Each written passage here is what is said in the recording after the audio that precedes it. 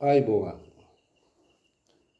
දැන් හැම YouTube නාලිකාවකම ජ්‍යොතිෂය සම්බන්ධයෙන් අමුන්නාන්සලට කියනවනේ ලොතරැයි වාසනා තියෙනවා, හදිසි ධනලාභ තියෙනවා කියලා. ඒවා තිබ්බට එහෙම Tamanට එහෙම වාසනාවක් තියෙනවද කියලා තමන්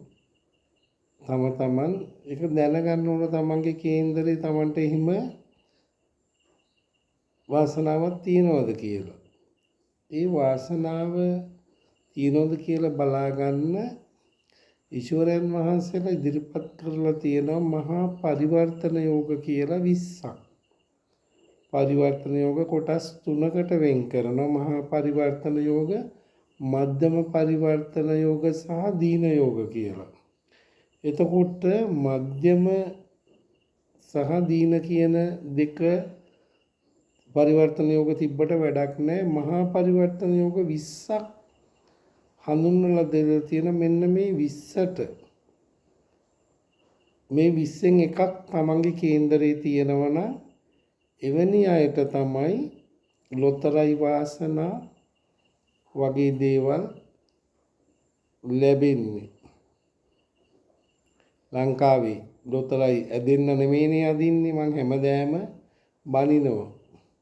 මොන ආණ්ඩුව ආවත් උන්පත් කරන අධ්‍යක්ෂක මණ්ඩල මිනිසුන්ට තෑගි ඇදෙන ආකාරයට නෙමෙයි මේක ඉදිරිපත් කරන්නේ.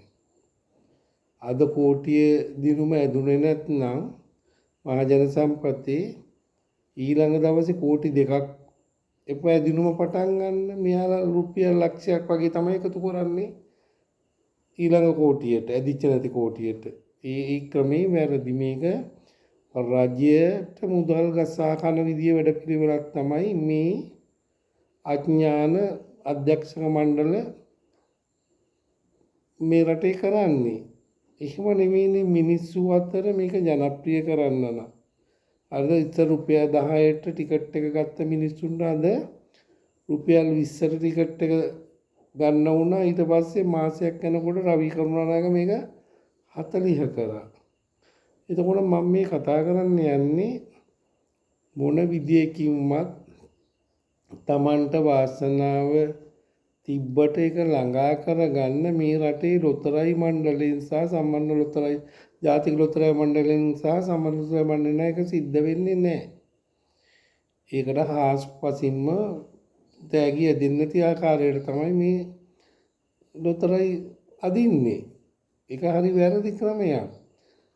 අංක 1 සිට 50 දක්වා අඩු කරලා ටිකට් මුද්‍රණය කරලා තෑගි ඇද්දොත් හැමදාම ඒ රටේ තෑගි ඇදෙනවා. එහෙම තෑගි හැමදාම තෑග්ග ඇදෙන ටිකට් එක දැන් ගහන්නේ. ඒකට දසලක්ෂයක් දුන්නේ නැහැ, ලක්ෂ 5යි දුන්නේ ඒ ප්‍රධාන තෑග්ගය.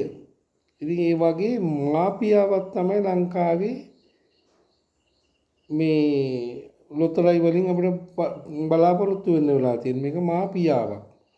රජයට විතරක් මුදල් සූරාගෙන කෑමේ වැඩපිළිවෙලක් මේ යන්නේ.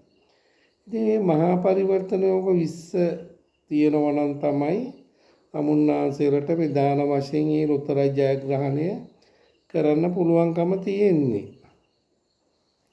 ඒට අමතරව අද මේ ගමන්ම කතා කරනවා Tamanට භූමි වාසනා හිමි වෙන්න නම් කේන්දරේ 4 වෙනි අධිපතිය බලවත් වෙන්න ඕන. 4ෙන් තමයි භූමි වාසනා, ඉඩ කඩම්, ගෙවල් දොරවල් මේ සෑම දෙයක් ගැනම අපි කතා කරන්නේ. අපි මේෂ ලග්නේ ගත්තොත් 4 වෙනි අධිපතිය සඳු. සඳු 4 වෙන්නේ කටක රාශිය හෝ වෘෂභ රාශිය උච්ච වෙලා ඉන්නවනම් අන්න ඒ අයට සුපිරි භූමි වාසනා තියෙනවා. භූමි වාසනා කියන්නේ ඉතින් මැණික් පතල් ගැනනේ අපි කතා කරන්නේ. ඊළඟ ගොඩ දාලා වැඩක් නැහැ. ලොකු වටිනාකමක් නැහැ. ඊළඟ වෘෂභ ලග්නේ ගත්තොත් 4 වෙනි අධිපතිය රවි. රවි සිංහ රාශියේ හෝ මේෂ රාශියේ ඉන්නවනම් එවැනි අයට භූමි වාසනා තියෙනවා. මිථුන ලග්නේ ගත්තොත් අපි ඊළඟට 4 වෙනි අධිපතිය වෙන්නේ බුධ ග්‍රහය. 4 වෙනි අධිපතිය කන්‍යා රාශිය බුධට අයත් වෙන්නේ. එහෙනම් බුධ ග්‍රහය කන්‍යා රාශියේම තැන්පත් වීම හෝ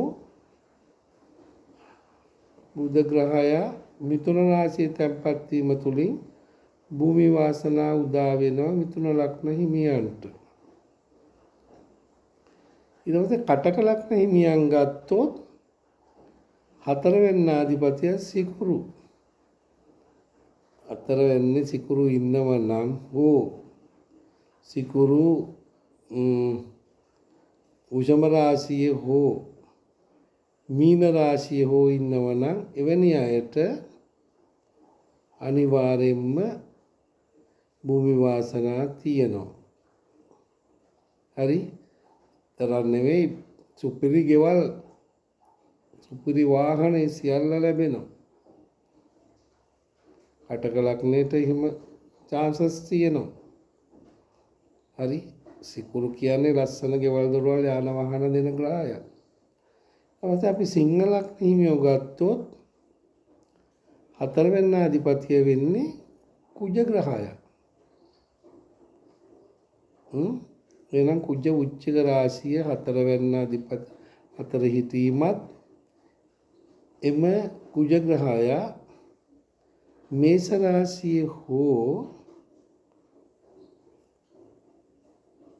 මේෂ රාශියේ හෝ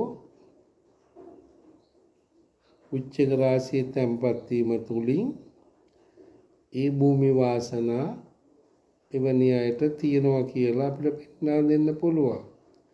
ඊට පස්සේ කන්‍යා ලග්නේ ගත්තොත් 4 වෙනි අධිපතිය ගුරු.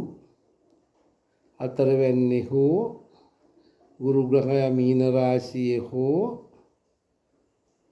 අටක රාශියේ ඉඳීමෙන් එවැනි අයට භූමි වාසනා තියෙනවා. හරිද? කටක රාශියනේ උච්ච භවන ගුරුට උච්ච භවන කටක රාශිය. ඊට පස්සේ තුලා රාශිය තුලා ලග්නේ ගත්තම තුලා ලග්න හිමියන්ට භූමි වාසනා හිමි වෙන්න නම් සෙනසුරු ග්‍රහය 4 වෙනි අධිපති සෙනසුරු ග්‍රහය ඒ රාශියේ හෝ කුම්භ රාශියේ හෝ තුලා රාශියේ තැන්පත් වෙලා ඉන්න තුලා රාශිය උච්ච භවන සෙනසුරුට. හරිද? ඊට පස්සේ උච්චක ලග්නේ ගත්තොත් උච්චක ලග්න හිමියන්ට භූමි වාසනා හිමි වෙන්නේ සෙනසුරු 4 වෙනි තැන්පත් වීම තුලින්. 4 වෙනි කුම්භ රාශිය සෙනසුරුගේ රාශිය උච්චක ලග්න හිමියන්ට ඒක දේශපාලන යෝගයක්. හරි? ඒ රාශිය හෝ 4 වෙනි අධිපතිය 3 වෙනි හෝ මකර රාශියේ හෝ තුලා රාශිය තැන්පත් වීම තුලින් ඒ භූමි වාසනා යෙදෙනවා උච්චක ලග්න හිමියන්ට. ධනු ලග්න හිමියන්ට භූමි වාසනා යෙදෙන්නේ තමන් ලග්නාධිපති ගුරු ග්‍රහයම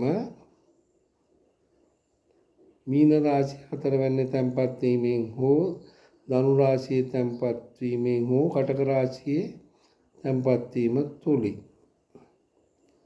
හරිද? ඊට පස්සේ මකර ලග්නේ ගත්තොත්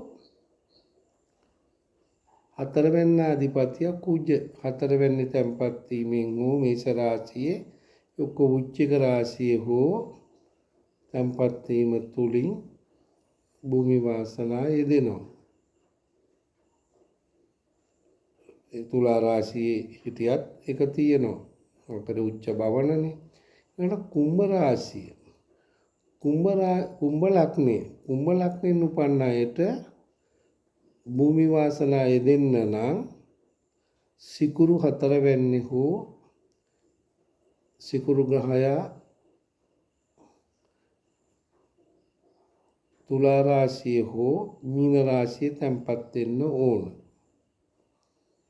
හරි, මීන රාශිය සිකුරුට උච්චයිනේ. ඊට පස්සේ අවසාන ලග්නෙ වෙන මීන ලග්නේ මීන ලග්න හිමියන්ගේ 4 වෙන්නාධිපතිය බුධ. බුධ ග්‍රහය කන්‍යා රාශිය හෝ 4 වෙන්නේ මිථුන රාශිය හෝ තැන්පත් වීම තුලින් භූමි වාසනා යෙදෙනවා. හරිද? මෙන්න මේ ආකාරයට තමයි මීන ලග්න හිමියන්ට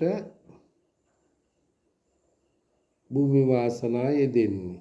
එතකොට මහා පරිවර්තන යෝග 20ක් ගැන මම කතා කරා. මෙන්න මේ 20 තියන අයගේ කේන්දර මම බලලා තියෙනවා. ලංකාවේ සුපිරි පන්තියේ ධනවත් පුද්ගලයන්ගේ කේන්දරවල මේ පරිවර්තන යෝග තමයි තියෙන්නේ. ඔය ධම්මික පෙරේරා සහ දැනට ධනපති ලැයිස්තු වෙන ප්‍රධාන 10 දෙනාගේ කේන්දරවලට කලින් මේ රටේ ජාත්‍යන්තර ව්‍යාපාරිකයෙක් වෙච්ච උපාලි විජේවර්ධන මහත්මයාගේ කේන්දරේ මීන ලග්නේ 1949 රනිල් වික්‍රමසිංහ දිනේෂ් ගුණවර්ධන උපන් අවුරුද්දමයි ඉපදිලා තියෙන්නේ. ඔහුගේ තියෙන පරිවර්තන යෝගයක් 11 අධිපතියයි ලග්නාධිපතියයි. ඉතින් මේ වගේ ගොඩාක් පරිවර්තන යෝග මේ තියන අය තමයි ඔය බොහොම ව්‍යාපාරික ශිෂ්‍යය දැවැන්තයෝ වෙලා තියෙන්නේ. ඒට අමතරව කේතු 11 වෙන්නේ තැන්පත් වීම නම් ඒක මහා ධන යෝගය. ඒක 6 වෙනි ජෝති එලිසබෙත් මහරජිනගේ පවා තියෙනවා ඒ පිහිටීම. ඒට අමතරව මේ පරිවර්තන යෝග වලට අමතරව පරිවර්තන යෝග 20ට අමතරව ධනස්ථානාධිපති ධනස්ථානේ නම් අයස්ථානාධිපති කියන්නේ 11 වෙනාධිපති සිවුල් ලැබීම පවසන්නේ අපි 11 වෙනාධිපති 11 වෙනාධිපතියගේ 11 වෙනි තැන්පත් වීම මෙන්න මේ ඒ මහා පරිවර්තන යෝග වලට අමතරව ඒකාධිපතිය දෙකේ ඉඳලා 11 අධිපතිය 11 සිටීමත් ඒ ලොතරැයි වාසනා හදිසි ධනලාභ ලැබීමේ වාසනාව පෙන්눔 කරනවා. මහා පරිවර්තන යෝග 20 ගැන කෙටියෙන් සාරාංශ කරලා ඉදිරිපත් කරන්නම්. ඉතින් මේවා දැනගන්න ජ්‍යොතිෂ දැනුම තියෙන්න ඕන, කේන්දරේ බලව ගන්න ඕන කාගෙන් හරි. තමන්ගේ ගමේ ඉන්න ජ්‍යොතිෂ වේදිය අහන්න පුළුවන් ගිහිල්ලා. මගේ කේන්දරේට ලොතරැයි වාසනා තියෙනවද? හැමෝම බලන්නේ මොන විදිහේ ලොතරැයියකින් හරි පෝසත් වෙන්නනේ. වැඩිම කෝටිපතියන් බිහි කරන්න පුළුවන් මේ ලොතරැයි වලට විතරයි, වෙන ක්‍රමවේදයක් නැහැ. හරි? නැතුව මේ එල්ඩින්ගේ පුදෝ වහන වගේ දේවල් ලැබෙන්නේ නැහැ නේ. මිනිස්සුන්ට සිතූ පැතූ සම්පත් ලැබෙන්න වෙන ක්‍රමයක් නැහැ. එහෙනම් මහා පරිවර්තන යෝග 20 මෙන්න මෙහෙමයි. දැන් උපාලිගේ තිබ්බේ ලග්නාධිපතිය කියන්නේ ලග්නේ අධිපති ග්‍රහය 11 ඉන්නවා. 11 අධිපතිය ලග්නේ ඉන්නවා. මේවට කියන්නේ පරිවර්තනක රාශි දෙකක් මාරු කර කර ඉන්නවා ග්‍රහයෝ දෙන්නේ. සමහර කේන්දරවල මහා පරිවර්තන යෝග දෙක තුන තියෙන්න පුළුවන්. මේ මහා පරිවර්තන යෝගයට අදාළ වෙන්නේ 1 2 3 4 5 7 9 10 11 මෙන්න මේ රාශි ටිකෙන් තමයි මේ පරිවර්තන යෝග ඇති වෙන්නේ. දැන් ඊළඟට මම කිව්වා එකාධිපතියයි 11 අධිපතියයි එකාධිපතියයි 10 අධිපතියයි එකාධිපතියයි 9 අධිපතියයි එකාධිපතියයි 7 අධිපතියයි එකාධිපතියයි 2 අධිපතියයි එකාධිපතියයි 4 අධිපතියයි එකාධිපතියයි 5 අධිපතියයි එකාධිපතියයි 7 අධිපතියයි ඊට අමතරව අපිට ගන්න පුළුවන් දෙකේ ඉඳලා දෙක අධිපතියයි හතර අධිපතියයි. හතර අධිපතියයි 10 අධිපතියයි. පහ අධිපතියයි 10 අධිපතියයි. පහ අධිපතියයි දෙක අධිපතියයි. පහ අධිපතියයි 11 අධිපතියයි. පහ අධිපතියයි 9 අධිපතියයි. පහ අධිපතියයි 7 අධිපතියයි. මෙන්න මේ අනාදි වශයෙන් 1 2 4 5 7 9 10 11 කියන ඒ රාශි ටිකෙන් තමයි මහා පරිවර්තනෝග 20 හැදෙන්නේ. අමුන්නාන්සෙලා පුළුවන් මේක තියනෝද කියලා හරියට බලන්න ලග්න රාශි 12 ගනින්න පුළුවන් නම් මේෂ ලග්නේ ඉඳලා මේෂ විෂුව මිථුන කටක සිංහ කන්‍යා තුලා උච්චක ධනු මකර කුම්භ මීන. හරි අනිත් ලග්නත් ඊළඟට වෘෂභ මේ විදියට වෘෂභ මිථුන කටක විදියට ඔය රටාව Tamanට ගනින්න ඉගෙන ගන්න පුළුවන් නම් Tamanට ජ්‍යොතිෂ විද්‍යාව ළඟට නොගියත් මේක දැනගන්න පුළුවන් තමන්ගේ කේන්දරේ මහා පරිවර්තන යෝග කියන ධන යෝග තියෙනවද භූමි වාසනා තියෙනවද කියලා තමන්ට බලා ගන්න පුළුවන්කම තියෙනවා. ඊළඟට මේකේ තවත් ක්‍රමවේද තියෙනවා. මේ පරිවර්තන යෝග තිබ්බට වැඩන්නේ ඒ පරිවර්තන යෝගයට අදාළ ග්‍රහයගේ මහා දශා අතුරු දශා විදසාවක් තියෙන්න ඕන.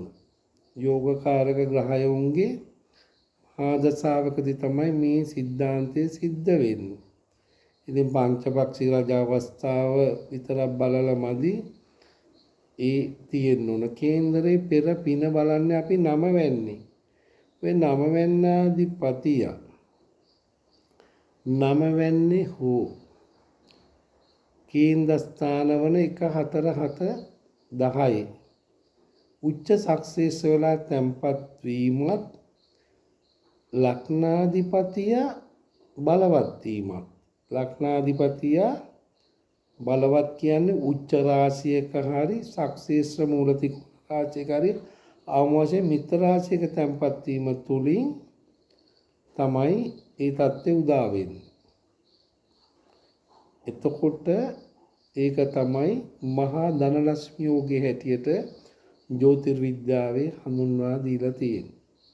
ඉතින් මම තමුන්නාසල ජ්‍යොතිෂ ඉගෙන ගන්න අයට ගුරු මුස්තියක් නැතුව බොහොම සරලව යම් යම් දේවල් ඉගෙන ගන්න ඉදිරිපත් කරලා තියෙනවා ක්ලාස් කරේ නැතු වුණාට. හරි මම තනියම තිරගෙදරදී අජෝගාන්ධිගේ සිද්ධියට වන්දනා කරගත්ත වෙලා ඉඳෙද්දි ජෙල ගාඩ්ලට කියලා පොතපත ගෙන්නගෙන ජ්‍යොතිෂය පිළිබඳ ලියවෙච්ච ඒ තුලින් සොහොස්සායෙන් ඉගෙන ගත්ත කෙනෙක් මම. ඒකට ඔය සඳු කටක රාශිය ඉන්නට මේ ශාස්ත්‍රයේ හොඳට පිහිටනවා. සඳු කටකේ ඉන්නට නුඹේ හිත කියවන්න පුළුවන්. හරි? ගුරු මිතුරු ඉන්නටත් අනුන්ගේ හිත කියවන්න පුළුවන්. එහෙම තත්ත්වයන් තමන්ගේ කේන්දරයක තියෙනවා නම් මේ තත්ත්ව උදා කරගන්න පුළුවන්. එතකොට මේ වෝටර්වල ආයතනයේ කැලණියේ මම හිතන්නේ එතුමාගේ දවසේ ආදායම ලක්ෂ 20 25ක් වගේ වෙන්න පුළුවන් සතියන්තේ. මමත් ගිහිලා තියෙන වෝටර්වල ආයතනයට එතන අයිති මහත්මයාගේ පියාණන් තමයි මල් ළඟට නිතරම ජ්‍යොතිෂ කටයුතු නැගත් කටයුතු සාදා ගැනීමට එන්නේ. ඔහු බොහොම දුක් මහන්සියෙන් විජේරාමේ විසිතුරු මසුන් අලෙවි කරන වෙනදසල පවත්වාගෙන ගිය කෙනෙක්. ඔහුගේ කේන්දරේ ඒක තමයි මහා පරිවර්තන යෝග වලින් එකක් තියෙනවා. ඔය ලංකාවේ ඉන්න ධනවත්ම පුද්ගලයන්ගේ මේ මහා පරිවර්තන යෝග තියෙනවා. නැත්නම් මේ කියපු දේවල් වලට අමතරව තමන්ට ධන යෝගයක් පෙර නැගෙන්න නම් බුධ ග්‍රහය කන්‍යා රාශියේ ඉන්නවනම් 1 4 7 10 අන්න අනිවාර්යෙන්ම ඒ අයටත් මේ ධන වාසනාව තියෙන මොකද පංච මහා රාජ්‍ය යෝග වලින් ඔය භද්‍ර පංච මහරජෝගය ඇති වෙන්නේ බුධ ග්‍රහයකින්. ඒ ඇති වුණාට මිථුන රාශිය 1 4 7 10 වුණාට මේ ධන යෝගේ දෙන්නේ නැහැ. කන්‍යා රාශියම විය යුතු 1 4 7 10 වෙලා Tamanට මේ වගේ ලොතරයි වාසනා භූමි වාසනා වගේ දේවල් ලැබෙන්න පෙර පින අනිවාර්යෙන් තියෙන්න ඕන. අපි පෙර පින බලන්නේ නම වෙන්නේ නම වෙන්න අධිපතිය උච්ච වෙලා හරි සක්සස් වෙලා හරි ඉන්නවනම් පෙර පින පෑදෙනවා. හරිද? දැන් මේ රටේ පස්වෙනි විධායක ජනාධිපතිතුමා ගත්තොත් එතුමාගේ කේන්දරේ නම වෙන්න අධිපති සිකුරු දෙකාධිපතිය සිකුරු දෙකාධිපතිය දෙකේ හිටියා. නම වෙන්න අධිපතිය සිකුරු නේද? කන්‍යා ලග්නේ දෙවැන්න ධනස්ථානයේ තුලාවේ හිටියේ සිකුරු. නමේ අධිපතියත් වෘෂභ රාශි අධිපතියත් එතකොට සිකුරු. පෙර පින තියෙන්න ඕන. හරිද? එතකොට මේ පෙර පින නැති වෙච්ච නිසා තමයි ගෝඨාභයගේ රජකම ගහලා යන්නේ. එයාගේ සඳු දුර්වලයි කේන්දරේ. ඒක කියන්න ඕන. සරත් පොන්සේකට මේ රටේ ජනාධිපති වෙලා ජයග්‍රහණය කරන්න බැරි වුණේ පෙර පින නැතිවීම. නම වෙන්න අධිපතියා බලවත් නැත්තම් කේන්දරේ දේශපාලන වශයෙන් ඉහළට යන්න අමාරුයි. ওই ඉතින් මැති ඇමතිකමක් ලබා ගන්න පුළුවන් රාජ්‍යෝග තියෙන්න ඕනේ ඔකට. හරි? දැන් ওই කුජ 10 හිටපු අයටත් මේ රටේ ප්‍රේමදාස වගේ අයටත් ජනාධිපති වෙන්න පුළුවන් වුණානේ. මෛත්‍රීපාලගේ කුජ 10 ඒ වගේම ගජකේසരി රාජෝග තිබ්බා. දැන් මම ඊළඟට වීඩියෝ එකක් ගේන්න බලාපොරොත්තු වෙනවා නාමල් රාජපක්ෂවත් සජිත් ප්‍රේමදාසවත් මේ රටේ කවදාවත් ආයේ ජනාධිපති වෙන්නේ නැහැ. මං හරියටම ග්‍රහ පීඨයෙන් හේතු සාධක අනුව ඒක ඉදිරියේදී ඉදිරිපත් කරන්න බලාපොරොත්තු වෙනවා. එහෙනම් ඔන්න ලොතරැයි වාසනා පිළිබඳව උනන්දුවක් දක්වන භූමි වාසනා මැණික් සම්පත කෙරෙහි මැණික් ගණනාය වෙනුවෙන් පතල් කරන අය වෙනුවෙන් අද මේ වීඩියෝ එක ඉදිරිපත් කරේ. ඉතින් තමුන්නාන්සේලට මං හිතනවා මේක හරියට අහලා පසක් කරගත්තොත් Tamanda ධන වාසනා තියෙනව නැද්ද කියලා දැනගන්න පුළුවන් නේ. එහෙනම් බොරුවට එහෙම වාසනා තියෙන කෙනෙකුට 11ක් ගත්තම ඇති. හරිද? තමන්ගේ ජයංකෙත් බලලා ගන්න ඕන හොඳයි. ඉතින් ජයංකේ බලන ක්‍රමයකුත් තියෙනවනේ. තමන්ගේ උපන් දිනයයි මාසයයි දිනයයි අවුරුද්ද මාසය දිනය එකතු කරලා අංක 10ට අඩු සංඛ්‍යාවකට ගුණ කරලා ඒකෙන් තමයි අපි ජයංකේ බලන්නේ. මෙන්න මේ ආකාරයට තමුන්නාන්සලට මම අද දවසේ වැදගත් වෙන වීඩියෝ එකක් ඉදිරිපත් කරා. හරි. එතකොට මගේ YouTube එක subscribe කරපු නැති අය subscribe කරන්න. එතකොට තමුන්නාන්සලට මම දාන වීඩියෝ එක නිකන් එනවා. තමන්ගේ මේ YouTube අයට අනිවාර්යෙන් ඒක එනවා. ෆෑන් පේජ් එකේ අයටත් ඒක Facebook ඉන්න අයටත් ඒක මගේ ලයික් එකක් දාලා මගේ පේජ් එකට එකතු වුණොත් තමුන්නාන්සලට මම ලේසියෙන් කියන්නේ subscribe කරන්න කියලා. නමුත් අද මේ වීඩියෝ එකේ මම තමුන්නාන්සලට ඉල්ලීමක් කරනවා. මගේ දැනට ඉන්නවා 48000ක් ඉන්නවා මගේ YouTube නාලිකාවේ. තමුන්නාන්සලට වීඩියෝ දාන ඒවා තමුන්ට වැදගත් කියලා හිතනවා නම් subscribe කරන්න. ඊට පස්සේ සර්ණයි ජය වේවා.